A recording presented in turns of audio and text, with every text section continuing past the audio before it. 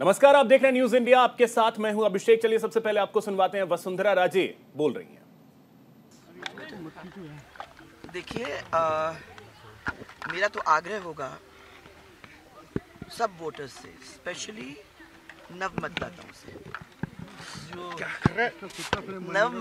से, कि वो आए और अपना वोट अवश्य कास्ट करें। आज ये वोट उनके राष्ट्र के लिए, ये वोट हमारे प्रधानमंत्री जी के लिए, और ये वोट आने वाले नेशन बिल्डिंग के हिसाब से बहुत ही इम्पोर्टेंट होगा। मैम, आपके ग्रैंडसन भी आए हैं फर्स्ट टाइम वोट करने।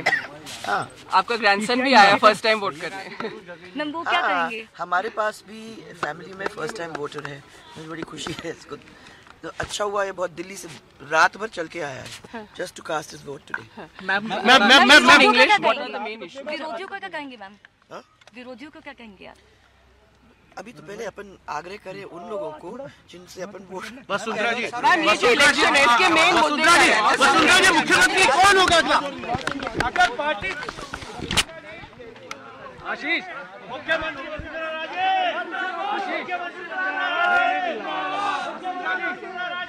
ये तो ले लो पहले। अरे ये लेटे फुल कमल का। अरे यार, ये क्या स्टैंडी मत डालो यार भाई। तुम्हारा माइक ही नहीं पहुंचा है। अरे पहले तो था यार। इधर से निकालो सर, इधर से निकालो। अरे मत करो यार भाई साहब। वसुंधरा जी, पार्टी अगर जीतती है, भाई साहब मोबाइल नीचे करो ना प्लीज।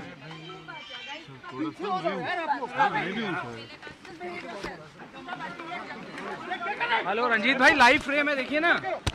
संजय भाई नहीं मिल रहा है, मैं सार में आपको बाइक कर रहे हैं। करना एक बार बूम रिलीज कर यार पहले ये तो ले लो यार। ले लो कितने हो यार, इसे छोड़ दूं। एक फ्रेम बनाना तो माला डोला मचाए हो।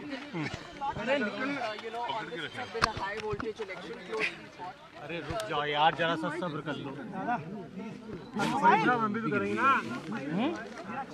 यार, हद हो गई इन लोगों की।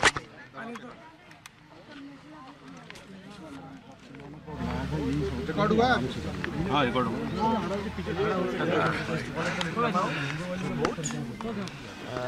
जैसे मैंने कहा, I hope the notice of flowers properly today, and I hope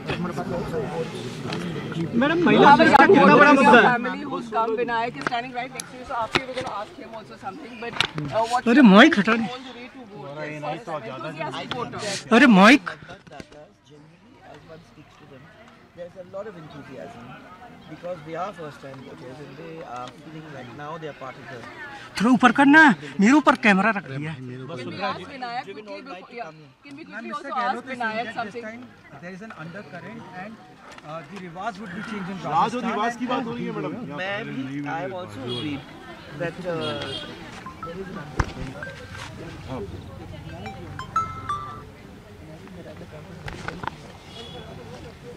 madam महिला सुरक्षा कितना बड़ा मुद्दा है?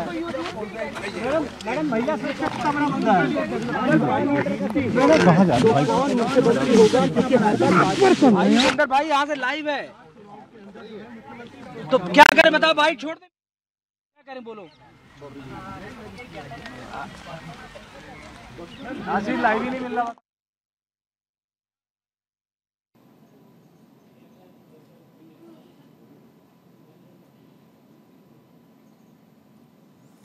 तो देखिए वसुंधरा राजे जो कि वोट डालने के लिए पहुंची थी, ये देखिए तस्वीर अर्जुन राम मेघवाल की आपको दिखा रहे हैं जो मतदान करने के लिए पहुंचे। राजस्थान में 200 विधानसभा सीट और इन 200 विधानसभा में से 199 पर मतदान इस समय चल रहा है।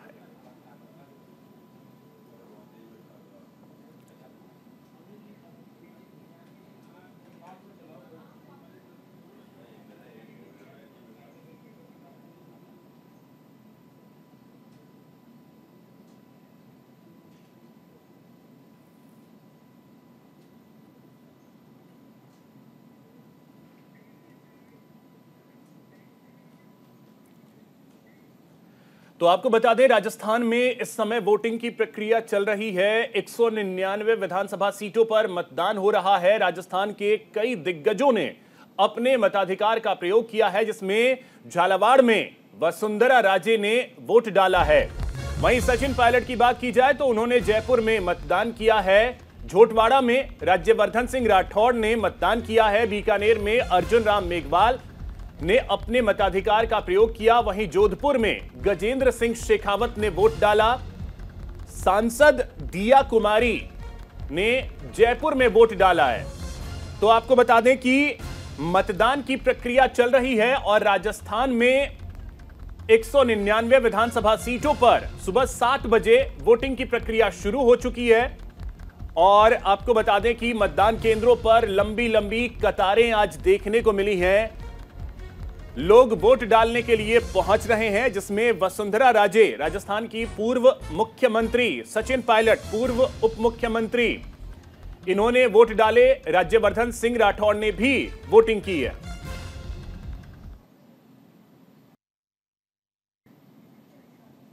तो ये देखिए तस्वीरों के जरिए हम आपको दिखा रहे हैं पूर्व मुख्यमंत्री राजस्थान की वसुंधरा राजे जो कि वोट डालने के लिए पहुंची। राज्यवर्धन सिंह राठौड़ को आप देखें, गजेंद्र सिंह शेखावत, उन्होंने मताधिकार का प्रयोग किया। महेंद्रजीत सिंह मालवीय जो कि मंत्री है राजस्थान में, उन्होंने भी वोट डाला। केंद्रीय मंत्री कैलाश चौधरी, उन्होंने भी वोट डाला। अर्जुन राम मेघवाल को आप देखें तो इन्होंने अपने मताधिकार का प्रयोग किया। तो इन तस्वीरों के जरिए आप देख सकते हैं कि राजस्थान के दिग्गज नेता वोट डालने के लिए पहुंचे और अपने मताधिकार का प्रयोग किया है। और न्यूज 18 भी आपसे ये अपील करता है कि अपने इस अधिकार का प्रयोग करें और अधिक से अधिक संख्या में मतदान केंद्रों पर पहुंचकर वोट डालें, क्योंकि ये आपका लोकतांत्रिक अधिकार है। ये तस्वीरें आप देखें, राज्यवर्धन सिंह राठौड़ विक्ट्री का साइन दिखाते हुए, वसुंधरा राजे वोट डालने के लिए पहुंची।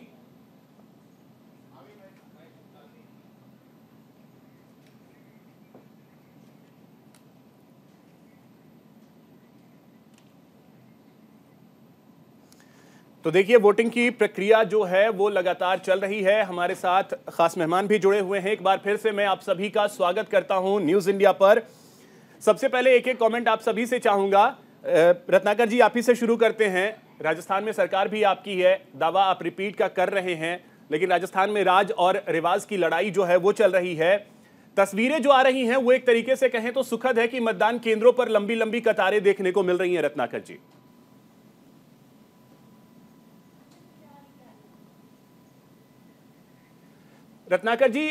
रत्नाकर जी अनम्यूट कर लीजिएगा प्लीज। जी, मेरी आवाज आ रही है? जी अब आ रही है, बोलिए सर।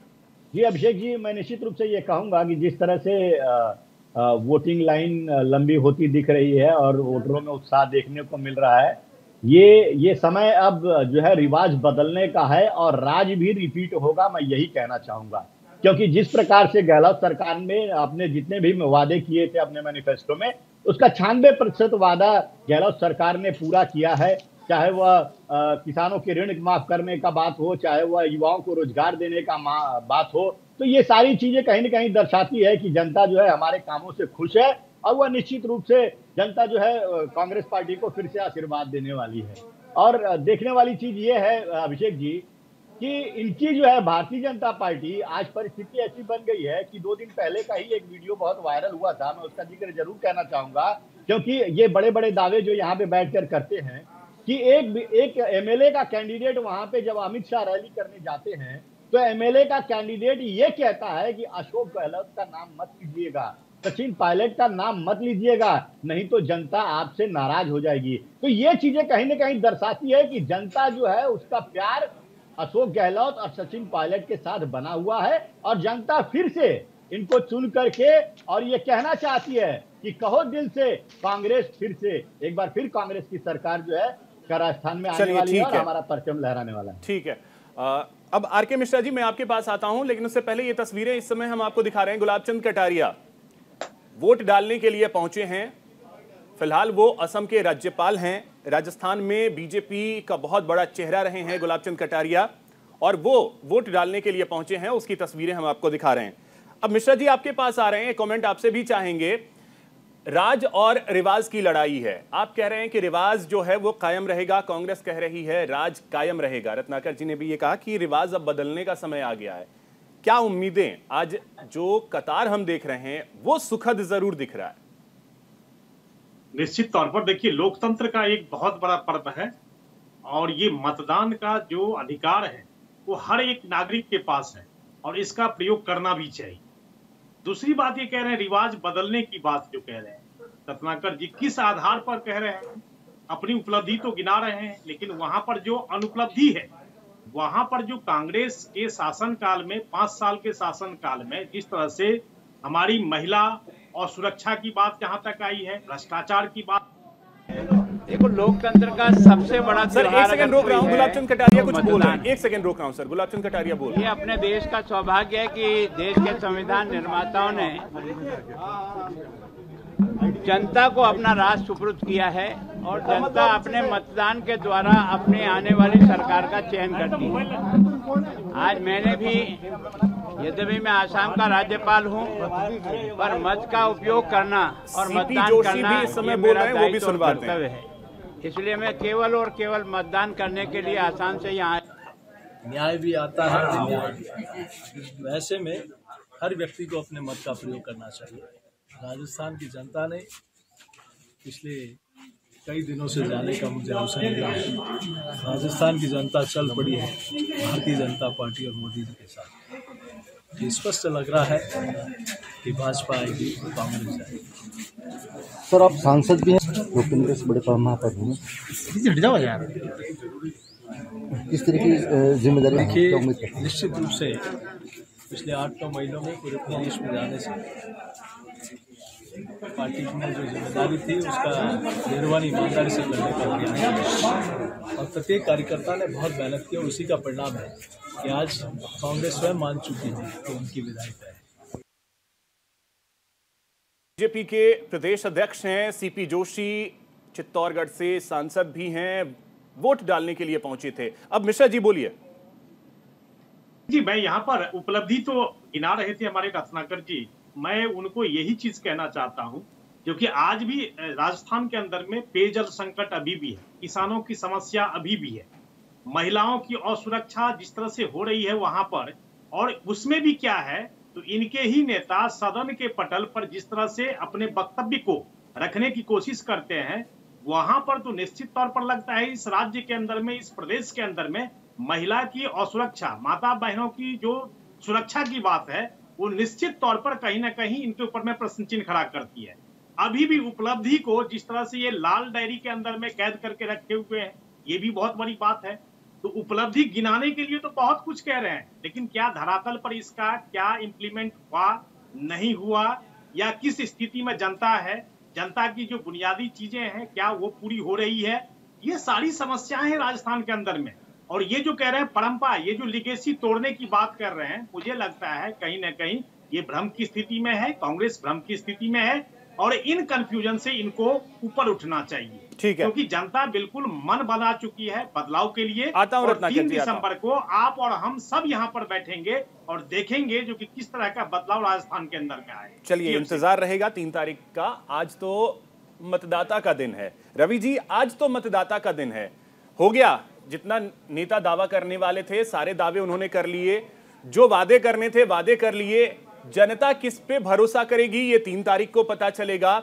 लेकिन आपसे मैं समझना चाहूंगा, आपने करीब से अगर राजस्थान की सियासत को देखा हो तो पिछले 25-30 सालों का जो इतिहास रहा है, हर 5 साल पे चेंजेस का, वो स्थिति इस बार बनती दिख रही है। देखिए, पिछले 3 दशकों से लगातार जिस प्रकार से हर बार बदलाव होता रहा है, ऐसे में कहीं ना कहीं जिस प्रकार से भारतीय जनता पार्टी ने अपना सीएम का चेहरा ना देकर खुद प्रधानमंत्री का चेहरा प्रोजेक्ट किया है, यह बात जग जाहिर है कि कहीं ना कहीं जिस प्रकार से राजस्थान की सियासत में आपसी देश रूलिंग पार्टी जो चल रहा था और पूरा जिस कारण कहीं ना कहीं खुद उनके नेता जो अंदरूनी जो कलह के कारण कुछ बागी जिस प्रकार से खड़े किए गए कई राज्य के कई जिलों में, ऐसे में कहीं ना कहीं सियासत इतनी गर्मा गई है जिसके कारण कांग्रेस को भारी नुकसान दिख रहा है। और मैं आपको बता दूं, जिस प्रकार से भारतीय जनता पार्टी ने भी वसुंधरा राजे सिंधिया को कहीं ना कहीं इस बार दरकिनार करके यह साबित कर दिया है कि कुछ ना कुछ नया, कुछ बड़ा करने जा रही है।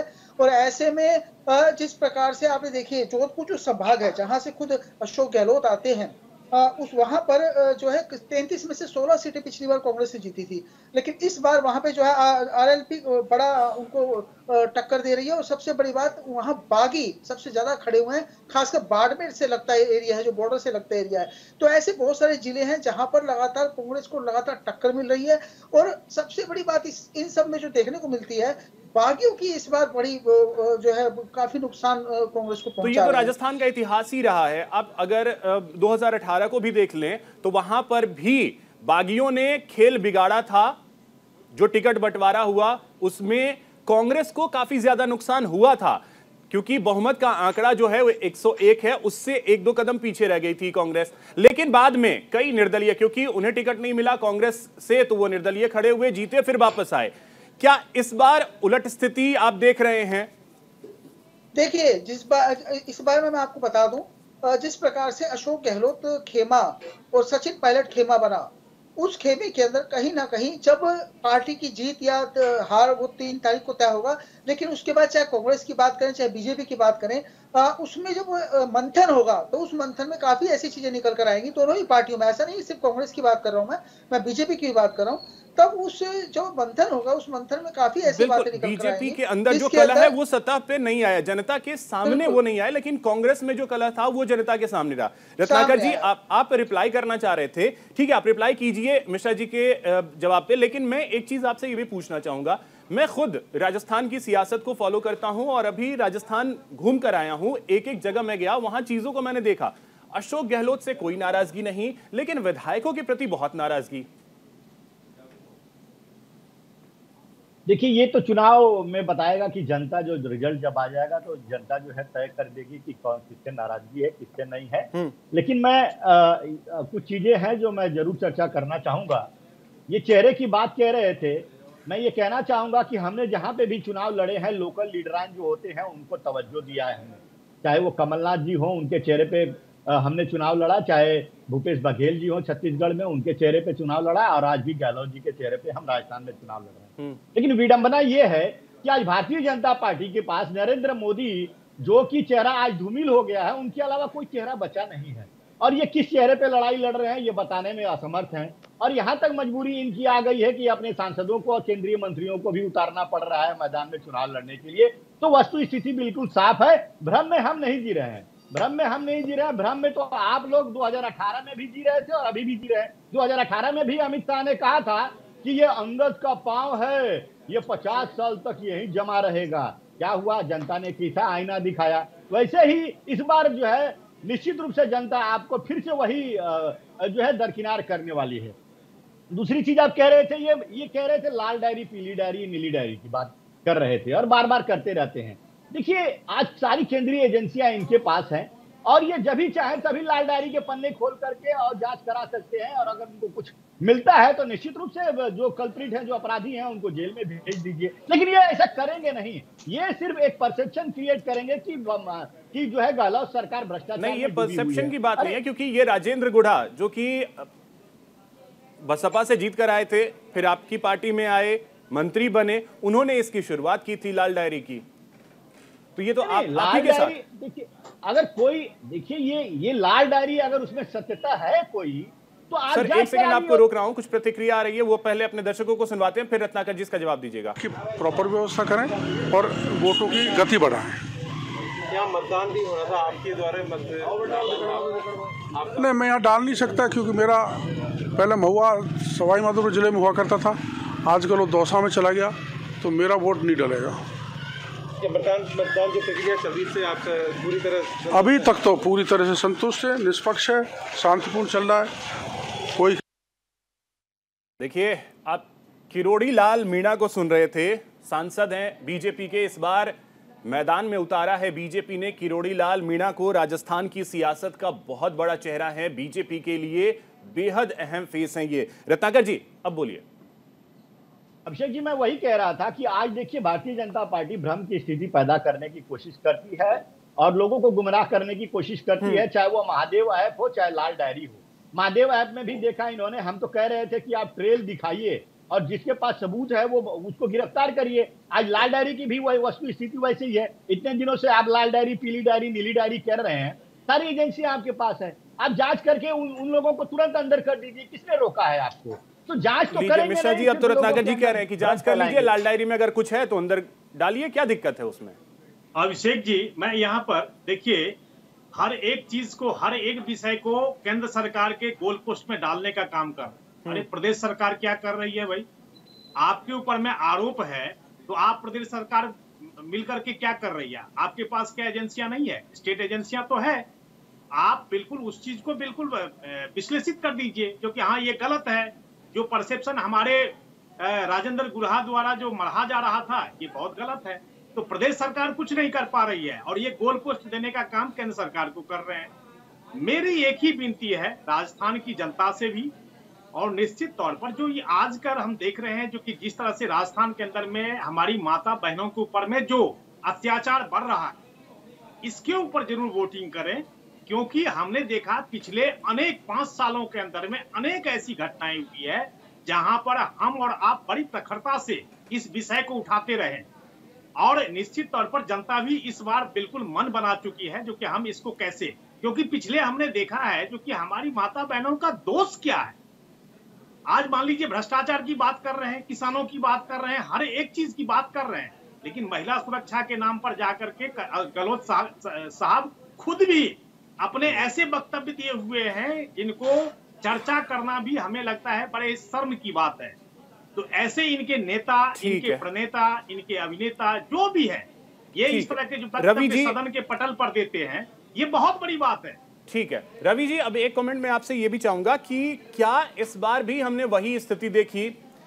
बातें विकास से शुरू होती हैं। एक सेकंड आ रहा हूं सर, एक बड़ी खबर है, सीएम अशोक गहलोत परिवार सहित वोटिंग करेंगे। तो आपको बता दें कि करीब 9:30 बजे, यानी अब से 5 से 10 मिनट बाद वोट डालेंगे अशोक गहलोत। वर्धमान जैन विद्यालय मतदान केंद्र पर वो वोट डालने के लिए पहुंचेंगे। बूथ संख्या उनका है 111। रवि जी, मैं आपसे कमेंट लेना चाहता था लेकिन एक ब्रेक का वक्त है, ब्रेक से लौटूंगा, उसके बाद मैं आपसे कमेंट लूंगा। फिलहाल रुकेंगे एक छोटे से ब्रेक के लिए।